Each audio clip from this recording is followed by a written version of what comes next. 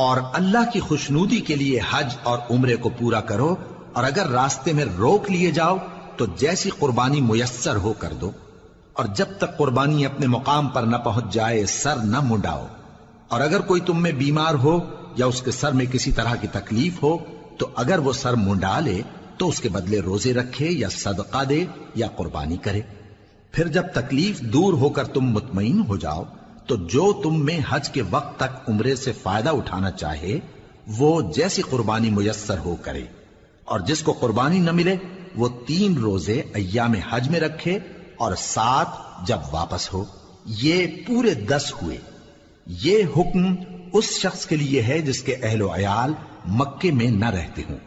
اور اللہ سے ڈرتے رہو اور جان رکھو کہ اللہ سخت عذاب دینے والا ہے۔ حج کے مہینے معین ہیں جو معلوم ہیں، تو جو شخص ان مہینوں میں حج کی نیت کر لے تو حج کے دنوں میں نہ عورتوں سے اختلاط کرے، نہ کوئی برا کام کرے اور نہ کسی سے جھگڑے، اور جو نیک کام تم کرو گے وہ اللہ کو معلوم ہو جائے گا۔ اور زاد راہ یعنی رستے کا خرچ ساتھ لے جاؤ، کیونکہ بہترین زاد راہ پرہیزگاری ہے۔ اور اے اہل عقل، مجھی سے ڈرتے رہو، اس کا تمہیں کچھ گناہ نہیں کہ حج کے دنوں میں بذریعہ تجارت اپنے پروردگار سے روزی طلب کرو، اور جب عرفات سے واپس ہونے لگو تو مشعر حرام یعنی مزدلفہ میں اللہ کا ذکر کرو، اور اس طرح ذکر کرو جس طرح اس نے تم کو سکھایا، اور اس سے پیشتر تم لوگ ان طریقوں سے محض ناواقف تھے۔ پھر جہاں سے اور لوگ واپس ہوں وہیں سے تم بھی واپس ہو، اور اللہ سے بخشش مانگو، بے شک اللہ بخشنے والا ہے، رحمت کرنے والا ہے۔ پھر جب حج کے تمام ارکان پورے کر چکو تو مینا میں اللہ کو یاد کرو جس طرح اپنے باپ دادا کو یاد کیا کرتے تھے، بلکہ اس سے بھی زیادہ۔ اور بعض لوگ ایسے ہیں جو اللہ سے التجا کرتے ہیں کہ اے پروردگار ہم کو جو دینا ہے دنیا ہی میں دے دے، اور ایسے لوگوں کا آخرت میں کچھ حصہ نہیں۔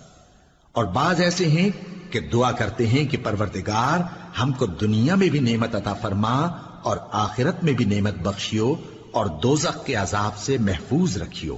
یہی لوگ ہیں جن کے لیے ان کے کاموں کا حصہ یعنی اجر نیک تیار ہے، اور اللہ جلد حساب لینے والا ہے۔ اور قیام منا کے دنوں میں جو گنتی کے دن ہیں اللہ کو یاد کرو، اگر کوئی جلدی کرے اور 2 ہی دن میں چل دے تو اس پر بھی کچھ گناہ نہیں، اور جو بات تک ٹھہرا رہے اس پر بھی کچھ گناہ نہیں۔ یہ باتیں اس شخص کے لیے ہیں جو اللہ سے ڈرے، اور تم لوگ اللہ سے ڈرتے رہو اور جان رکھو کہ تم سب اس کے پاس جمع کیے جاؤ گے۔ اور کوئی شخص تو ایسا ہے جس کی گفتگو دنیا کی زندگی میں تم کو دلکش معلوم ہوتی ہے، اور وہ اپنے معافی ضمیر پر یعنی اس بات پر جو اس کے دل میں ہے اللہ کو گواہ بناتا ہے، حالانکہ وہ سخت جھگڑالو ہے۔ اور جب پیٹ پھیر کر چلا جاتا ہے تو زمین میں دوڑتا پھرتا ہے تاکہ اس میں فتنہ انگیزی کرے اور کھیتی کو برباد اور انسانوں اور حیوانوں کی نسل کو نابود کر دے، اور اللہ فتنہ انگیزی کو پسند نہیں کرتا۔ اور جب اس سے کہا جاتا ہے کہ اللہ سے خوف کر تو غرور اس کو گناہ میں پھنسا دیتا ہے، سو اس کو جہنم کافی ہے اور وہ بہت برا ٹھکانہ ہے۔ اور کوئی شخص ایسا ہے کہ اللہ کی خوشنودی حاصل کرنے کے لیے اپنی جان بیچ ڈالتا ہے، اور اللہ بندوں پر بہت مہربان ہے۔ مومنو،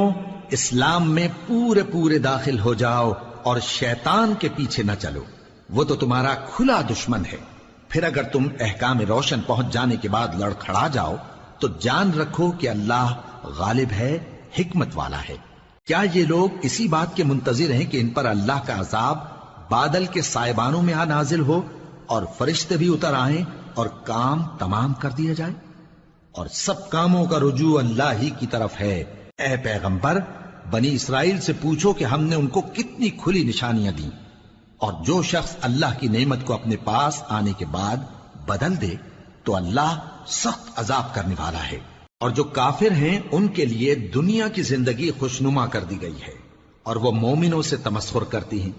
لیکن جو پرہیزگار ہیں وہ قیامت کے دن ان سے اوپر ہوں گے۔ اور اللہ جس کو چاہتا ہے بے حساب رزق دیتا ہے۔ پہلے تو سب لوگوں کا ایک ہی مذہب تھا، لیکن وہ آپس میں اختلاف کرنے لگے تو اللہ نے ان کی طرف بشارت دینے والے اور ڈر سنانے والے پیغمبر بھیجے، اور ان پر سچائی کے ساتھ کتابیں نازل کی تاکہ جن امور میں لوگ اختلاف کرتے تھے ان کا ان میں فیصلہ کر دے، اور اس میں اختلاف بھی انہی لوگوں نے کیا جن کو کتاب دی گئی تھی، باوجود کہ ان کے پاس کھلے ہوئے احکام آ چکے تھے،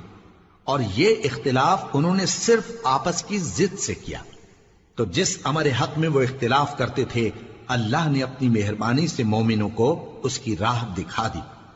اور اللہ جس کو چاہتا ہے سیدھا رستہ دکھا دیتا ہے۔ کیا تم یہ خیال کرتے ہو کہ یوں ہی بہشت میں داخل ہو جاؤ گے، اور ابھی تم کو پہلے لوگوں کی سی مشکلیں تو پیش آئی ہی نہیں؟ ان کو بڑی بڑی سختیاں اور تکلیفیں پہنچیں اور وہ صعوبتوں میں ہلا ہلا دیے گئے، یہاں تک کہ پیغمبر اور مومن لوگ جو ان کے ساتھ تھے سب پکار اٹھے کہ کب اللہ کی مدد آئے گی۔ دیکھو